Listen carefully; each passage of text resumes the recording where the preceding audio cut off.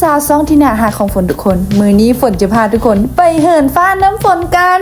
แต่ก่อนจะไปเหินฟ้าฝนขอเก็บเอาภาพบรรยากาศมาฝาก FC ทุกคนก่อนบรรยากาศหน้าบอนพักทะเลหมอกหลังฝนตกก็คือทัดใจแฮงฟ้าฝนมื้อนี้ก็เป็นใจให้ฝนสุดๆเลยพอฝนจะได้พาทุกคนขึ้นไปเบิ่งทะเลหมอกอยู่เทิงฟ้าน้ำกัน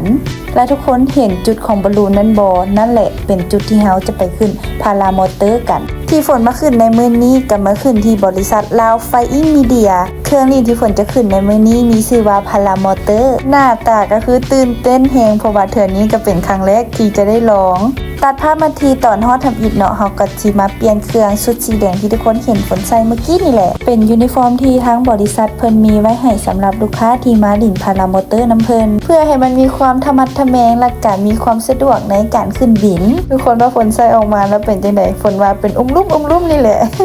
ใส่ชุดยูนิฟอร์มแล้วก็มาใส่หมวกกันกระทบพร้อมกับหูฟังกันเสียงเพื่อความปลอดภัยในตอนบินอยู่หลังจากที่เฮาเตรียมตัวแล้วทางอ้ายเพิ่นก็จะมาเกี่ยมเครื่องยนต์เพื่อที่จะพาเฮาขึ้นไปบินเดี๋ยวฝนจะพาทุกคนไปย่างเลาะเบิ่งก่อนว่าเครื่องจักรที่เฮาจะขึ้นบินในมื้อนี้นี่หน้าตาเป็นจังได๋จู่อ้ายเพิ่นเกี่ยมเครื่องลากมาเมื่อกี้นี้คือวันน้อยๆเบาๆบัดมาเบิ่งใกล้ๆก็คือใหญ่เบ้อเริ่มเทิ่มเลยเครื่องจักรตัวนี้ทุกคนจะเห็นว่ามีอยู่2บ่นั่งแม่และทุกคนบอนที่ว่าเฮาจะนั่งขึ้นไปเบิ่งวิวทิวทัศน์อยู่เทิงนั้นเป็นทางหน้าส่วนทางหลังจะเป็นบอนนั่งของคนขับมาฮอดนี่ใกล้จะได้ขึ้นได้นั่งความรู้สึกตื่นเต้นก็เข้ามาแล้วมาบินในมื้อนี้ฝนจะได้มาบินพร้อมไอบิลลี่เจ้าของซ่องบิลลี่สตูดิโอ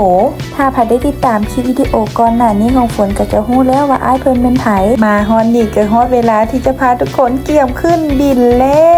วมาเบิ่งเวลาที่จะขึ้นบินไปพร้อมกันเลย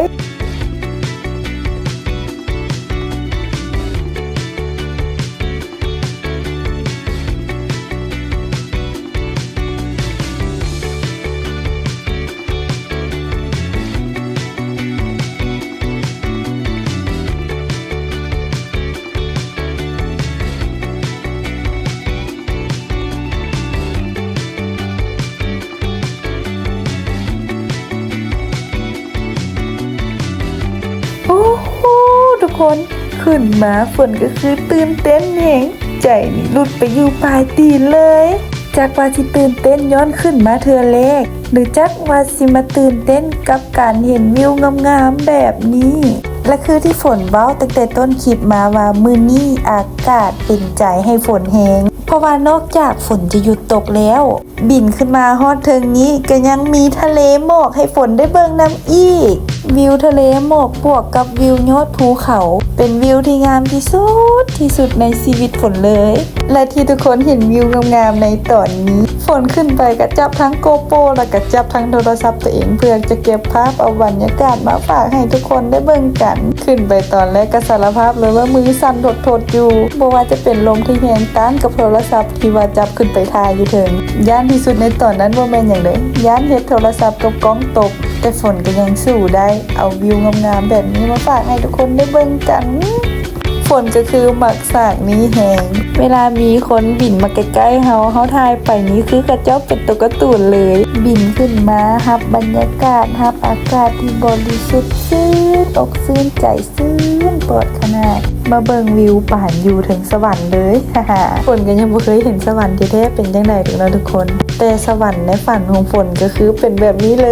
ยบอลลูนที่เห็นก็คือบอลลูนที่ฝนชี้ให้เบิ่งตอนอยู่ลุมหันเลยทุกคนเบิ่งวิวจากที่ลุมขึ้นมาว่างามแล้วขึ้นมาเบิ่งวิวอยู่เทิงพีก็คืองามกว่า100 เท่าพันเท่าครั้งนี้เป็นการตัดสินใจของฝนที่ถูกต้องที่สุดเลยที่ฝนกล้าจะตัดสินใจบินขึ้นมาเพราะฝนบ่ฮู้เลยว่าถ้าเทื่อนี้ฝนบ่ตัดสินใจขึ้นมาฝนสิได้มีโอกาสแบบนี้อีกบ่เพราะบ่ว่าไผจะขึ้นมาก็จะได้เบิ่งทิวทัศน์ที่แตกต่างกันไปฝนเปิดใจขึ้นมาบินในมื้อนี้เป็นการเปิดโอกาสให้ตัวเองที่ดีที่สุดเปิดโอกาสให้ตัวเองได้ลองได้พบกับสิ่งใหม่ๆเอาชนะใจตัวเองในการที่จะกล้าลองกล้าที่จะลงมือเฮ็ดในสิ่งที่บ่เคยเฮ็ดและสิ่งที่บ่เคยรู้มาก่อน เว้าไปเว้ามาฮอดนี่ก็คือวิวก็ยังงามอยู่คือเก่าจากที่นักบินเพิ่นพาฝนข้ามผ่านทะเลหมอกมาเพิ่นยังได้พาฝนบินกายมาจุดแลนด์มาร์คของวังเวียงอีกพร้อมจุดนั้นก็แม่นผาหนามไซนั่นเองทุกคนเห็นตัวม้าอยู่หั่นบ่เสียดายบ่ได้เข้าไปถ่ายใกล้ๆแต่เบิ่งไกลๆวิวก็งามบ่แพ้กัน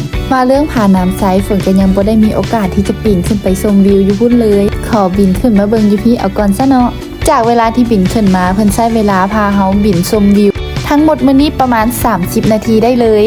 ขึ้นทำอิฐฝนพัดตื่นเต้นที่จะได้ขึ้นแต่บัดสิลงพัดบ่อยากลงอยากเบิ่งวิวงามๆแบบนี้ไปอีกดนๆคือว่าแล้วเนาะทุกคนเวลาของความสุขมันก็มีเวลาของมัน